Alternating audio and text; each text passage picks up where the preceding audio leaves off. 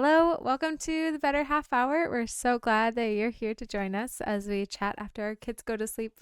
I'm Mackenzie, I'm Josh. and we live in Arizona. We have 4 kids, ages 8 and under, and yeah, we're just here to chat. Yep. I feel like life has somewhat gotten back to normal after all of our adventures. Um, and yeah, we have some fun things to talk about tonight. Nothing too serious, just some more lighthearted things. Yep, might be all over the place, but it'll be fun. Yeah, yeah. All Yeah, right. we did have a few things this week that we wanted to talk about. Liam's piano recital. Yep.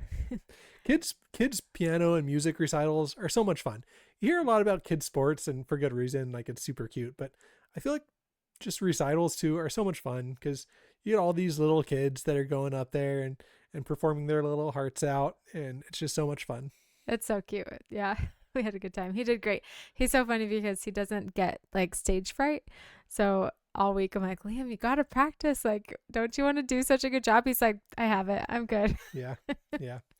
And he did a really good job. He actually did. He kind of started the song off on like the wrong hand position, so the teacher helped Mhm. him out a little bit. But after that, he did great. Yeah, I was proud of him. I was proud of Yeah, him. He pulled through. yeah. So His confidence was justified. yeah.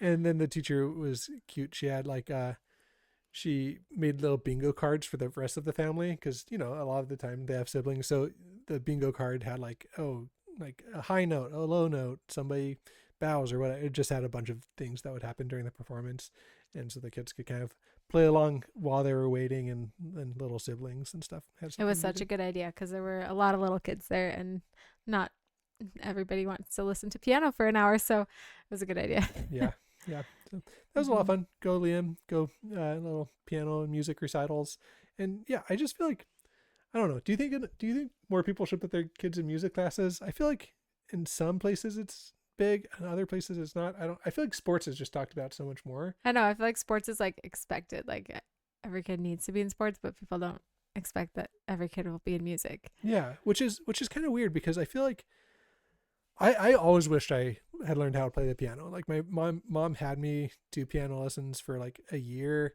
and I learned enough so that I could like kind of read music and like learn some music theory. And so I've been able to like have my like feet wet in music enough so that I've been able to participate in things. But like I wish I would have actually learned how to play. Yeah, I think it's so tricky because it kind of depends on what the kid wants to do. Like, Yeah. you know, there's a point where if you're just pushing them and they don't like doing it, then it just doesn't feel like Yeah. No, I feeling totally right. I don't think I think it's kind of like sports where I think it's good to have them in little league and to teach them how to play and get them to participate and learn teamwork. Like there's so many good things about sports, and not everyone needs to like be going for a scholarship or Right. be expected to play in college or at a professional level. Same thing with music. Like, nobody's expected to major you know, uh, Yeah, it's just there's so many benefits to learning music, yeah, like with the way that your brain works when you're doing it and then being able to collaborate with other people and it just brings you joy. So, yeah, yeah, I think if you don't have the goal of like our kid needs to be a prodigy at this, then like it just can be a fun thing. yeah, yeah. Which I think is kind of too what his teacher's really good at too, is not making it super pressured, not expecting kids to be prodigies, and just making it fun for them. So Yeah, that's yeah. how it was for my family growing up because I've always played music with my family, but we just kind of went in and out of music lessons depending But on you guys are how all much we prodigies. wanted to. You I guys don't are know. all We're not prodigies. borderline prodigies. No. I'd say singing wise, yeah. I think music came naturally to us. I'd say most everyone in your family is in like the 99th percentile of being Mm. able to sing. Yeah. Yeah, I So think maybe so. not prodigy, But prodigy, like instrument wise, yeah. but out of 100 people, I'd say any member of your family would most likely be like the best singer out of a random room of 100 people. Yeah, which I think might be genetic. I don't know. I don't know. I think your parents did a great job. I But think. we always had music in our house because my mom taught music classes, and then we always just played instruments together. We had like a family bluegrass band, so it was fun. But it was just kind of our thing. Like we just wanted to do it, and so our parents never had to be like sit down and practice 30 minutes a day, like because that was what we did when we were bored.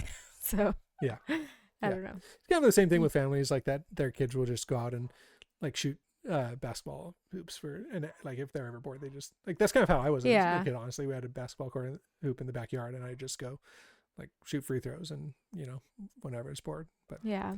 It's so hard at these young ages with kids because like you want it's hard to find what their thing is that they're going to feel like that, like you want to give them all these chances to try these different things so they can figure out what they're into, but you can only really handle so many activities at a time. And it's just, I don't know. It's tough. Yeah. And just like financial, like, you can't afford to put all of our kids in 5 different things. Right. They're and timing. like 4 kids, if each thing is like $50 a month, if you have 4 kids each doing multiple things. And that's cheap. Yeah, that's really cheap. Right.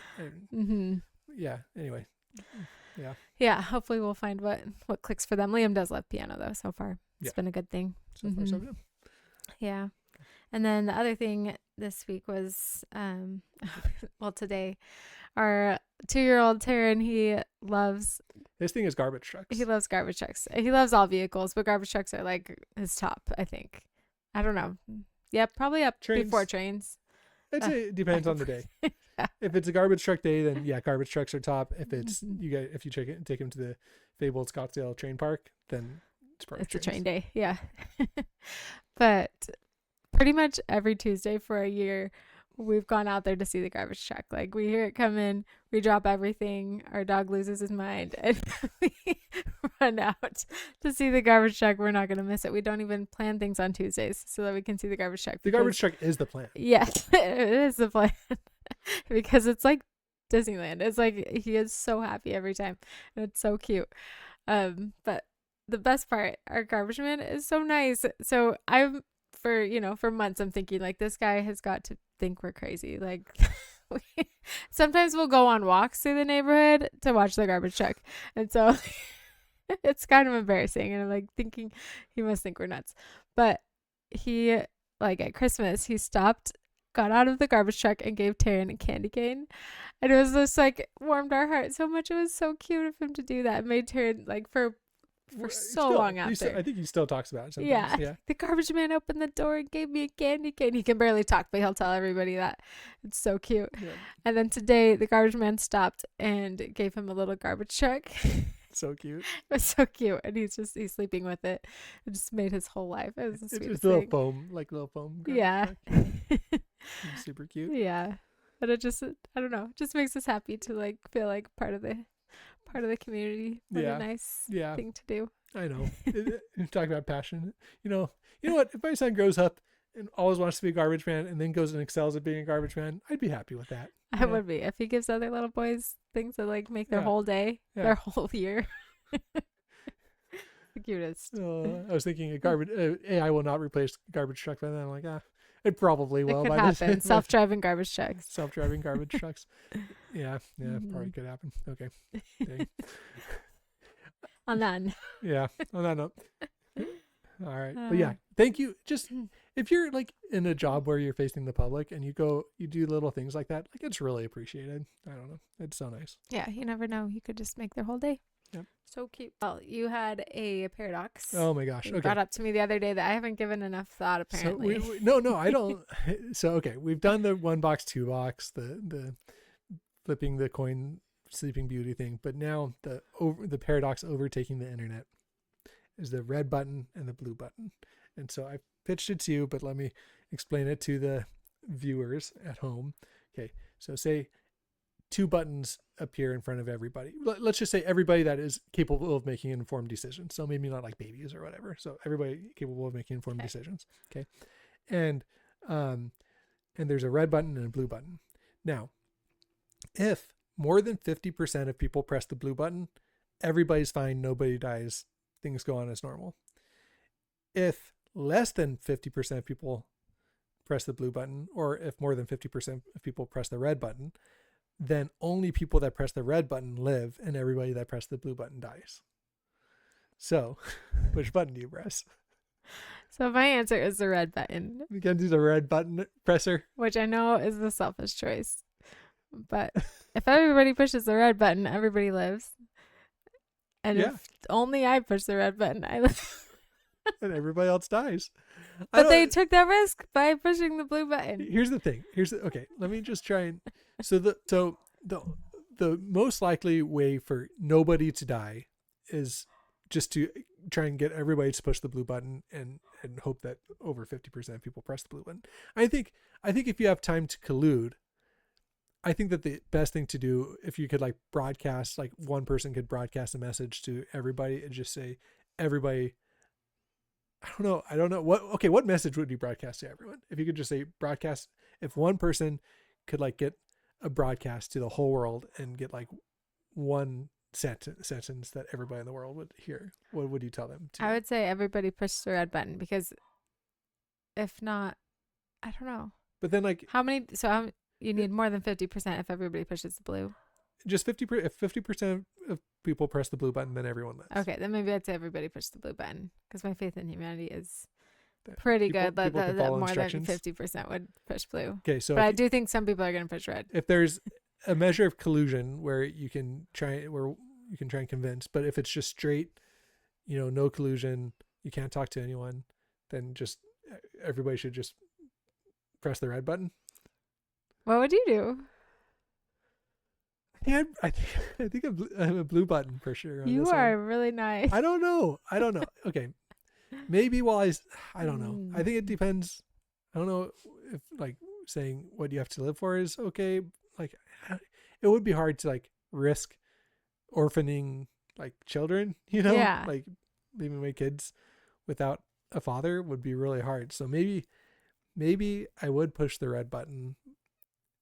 But if all my kids were going and outside the house, I think I'd push the blue button. I know these questions are always different depending on like I got to be here, so yeah. Okay, yeah. But yeah, I think if I went in there, I'd be pushing the red. Save myself. You'd be pushing the red. Yeah. So another kind of formulation of the problem is, say there's like a massive wood chipper, and if over 50% of the people jump into the wood chipper, then it breaks because it can't work. But if not, then it just chips everyone to like. So do you jump in the wood chipper or not? Then it's like, oh gosh, yeah, of course I wouldn't jump into the wood chipper. Yeah, that's funny.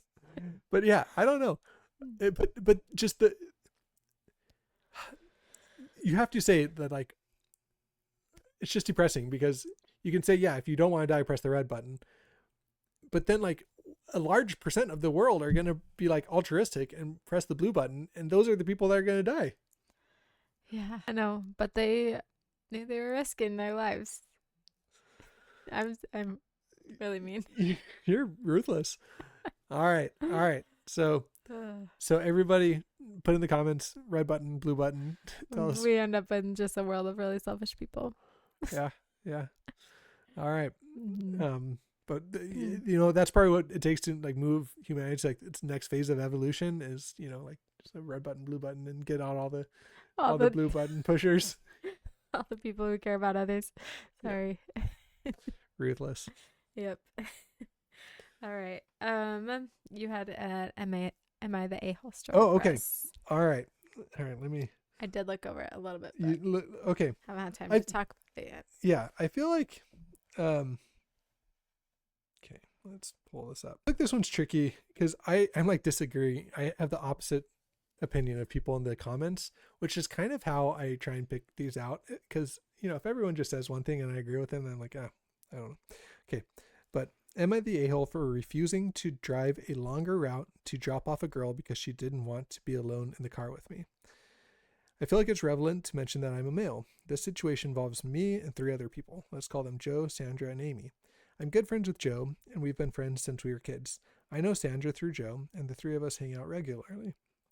Last week, Sandra invited her friend Amy to hang out with us. Amy and Sandra are good friends, and she's met Joe before. It was my first time meeting her. We just saw a movie and then went bowling.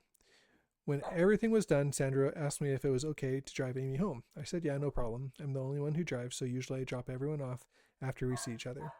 I live in the middle of nowhere, like an hour north of all of them. They all live pretty close together. From where we were and where everyone's house is, it made sense to drop off Joe first, then Sandra, then Amy. So remember, Joe is his best friend, then Sandra, and Sandra's pretty close with him, and then Amy is the kind of newcomer to the group. Okay. Then continue home. We didn't discuss the logistics in advance, so I dropped Joe off first, then was heading to Sandra's. I could tell Amy and Sandra were texting each other, and they were kind of whispering. I had a feeling they were talking about me, but I didn't know for sure until Sandra just pointed out that I made a wrong turn and Amy's house was the other way. I explained it made more sense to drop Sandra off first, then Amy. It was at this point Amy mentioned that she didn't want to be alone in the car with me. Her only reason was because I'm a man, and she alluded to being alone in a car with a man she doesn't really know is unsafe. So what she was asking me to do was drop her off next, then drive back 10 minutes in the opposite direction of my house, then to drop Sandra off.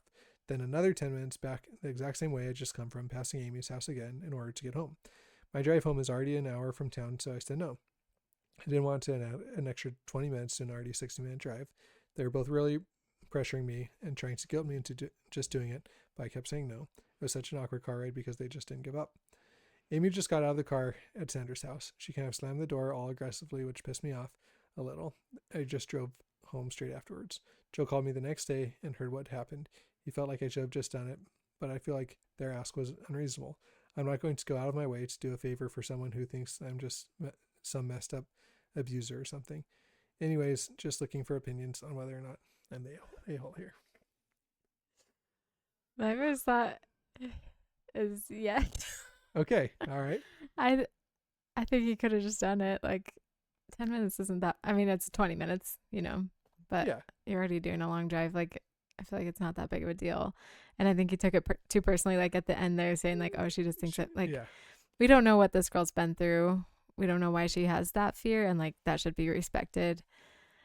And he was like treating that like it wasn't a big deal at all. I'm the same way. So all the Yeah. comments were like, Like I don't think it was personally towards him. I think that was probably just a boundary she has. yeah. When the girls could have definitely done a better job of communicating that before the situation happened. I will say kind of everyone sucks here, which is like a, classification on this.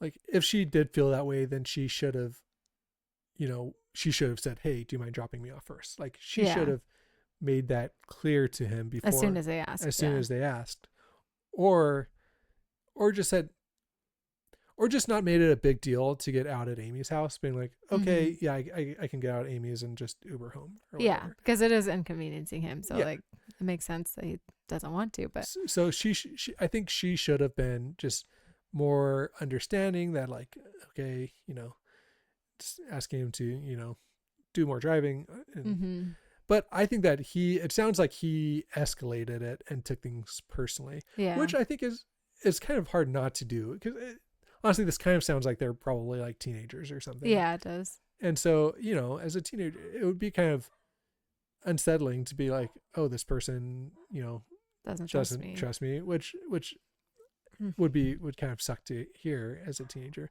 But I think he definitely was acting out of line. I think he should have just been like, okay, I can drop you off at Sandra's or it's like or honestly, the more he like fights against it, it's like the less she trusts him. It's like, okay, like, now I really don't want to be alone with you. Really, why do you want me to be alone with you? Yeah, you've been like, okay, yeah. It kind of depends a little bit on like how much he wants to continue being friends with, especially like Sandra and Amy. It sounds like that's true. Because if he like doesn't care at all, then he would just like, oh, I'll just drop you off at Sandra's and you can Uber home. You know what I mean? Like I wouldn't say that was rude, but if he like cares about this, friendship with them, then he should have just bit the bullet and driven 10 minutes, I think. Yeah, because now it's gonna be weird. Yeah. And I can relate, like I feel like I drove a lot in high school with like our friend group, and I don't think I was ever in a situation exactly like that. But I do remember always trying to be like conscientious of like, especially when it was at night, trying to be conscientious of the people who are in the car and kind of the order that we were doing things. Yeah, that was my first thought. If I was you, you'd be like, okay, yeah, sure, I'll go the extra 20 minutes. Yeah. To make you comfortable, Yeah. Yeah. Because anyway, I feel like that's. I was just surprised because literally all the comments, I probably read like 20 comments and everyone was like, not the a-hole, not the a-hole. Really? Yeah. I'm just like, dude, what? Like, this is why there's like the joke on Reddit that everyone's single on Reddit. I'm like, yeah, this is why. Yeah.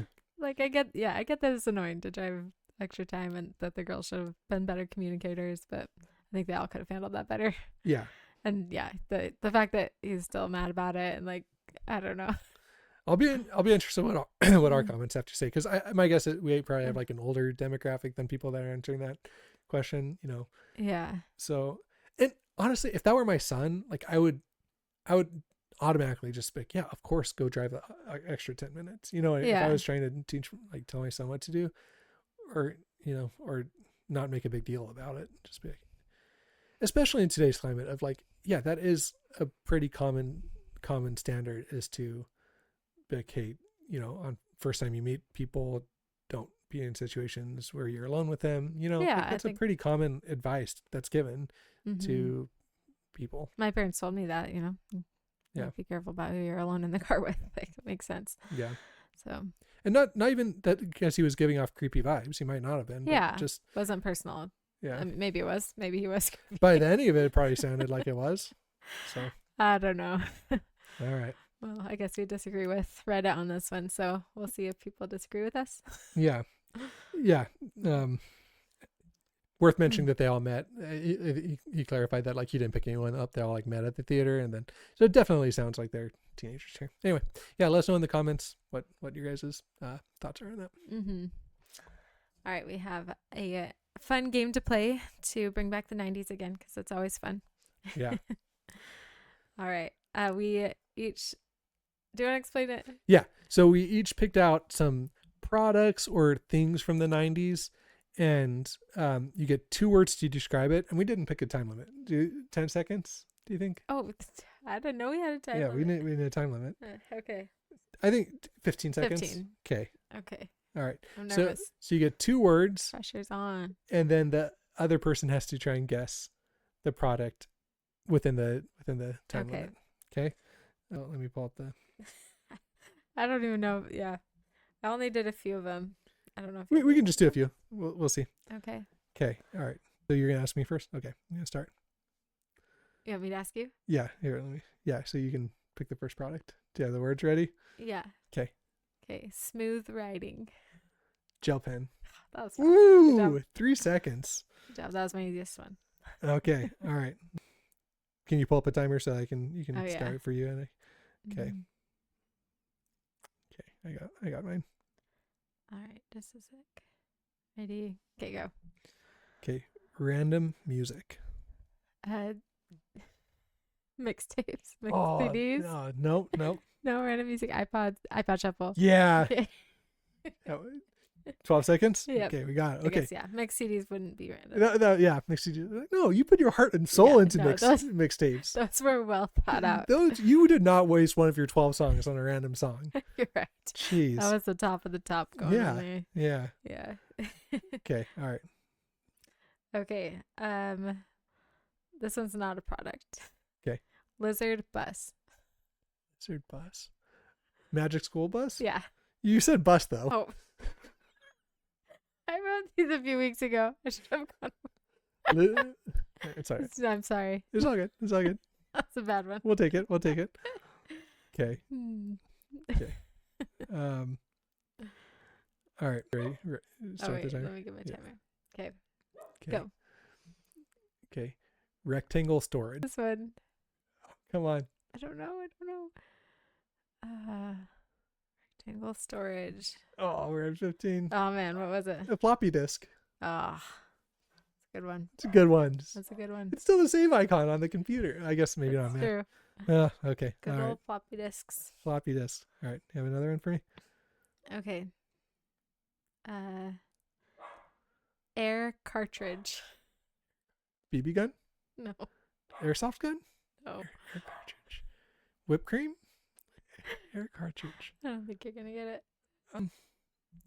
I don't know. What is it? I was thinking the Nintendo Spraying on the. Oh, dang. Oh, I should have gotten that. I was okay.